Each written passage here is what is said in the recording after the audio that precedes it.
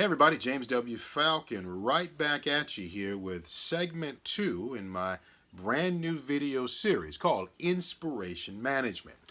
The first series we talked about the definition of inspiration, but I promised you that I would talk about the defining and then the mapping process. So I'm going to dedicate this segment to the mapping process, and the mapping process is this.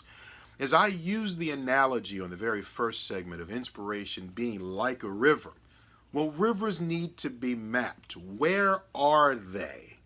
I want you to think about this from this point forward.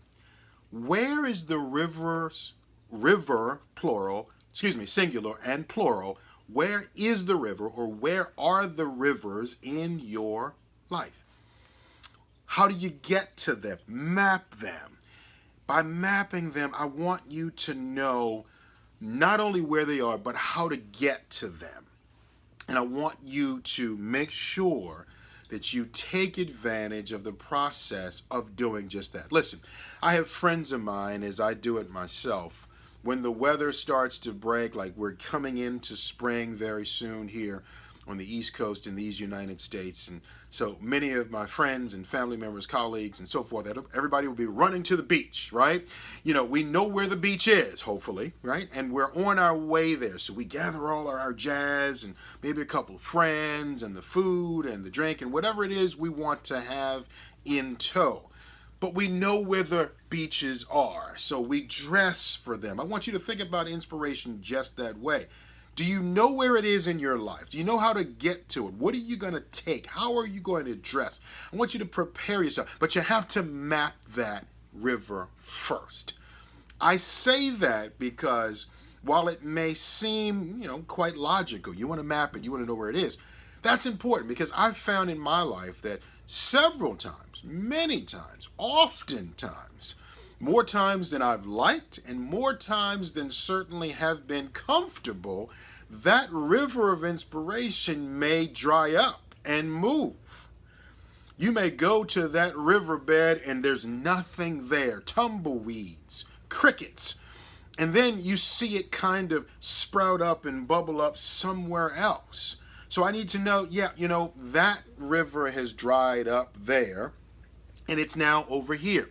I say that because several times in my life, as a result of different things that have changed, work schedules, relationships that I've been in, responsibilities with family and friends, and a host of other things may cause the change in the river's location. And you have to be sensitive to that and need to understand the process and the benefit of mapping that river. For example, let's say you were able to bring the river to you by getting up at a certain time in the morning. And let's say every morning at 6 o'clock you get up and you can step right into the river. Or let's say because you stayed up at a particular time at night, you were able to quiet yourself. Your family and friends, whoever your housemates were asleep and everything was still enough for you to tap into the river. Well, let's say you get a new job.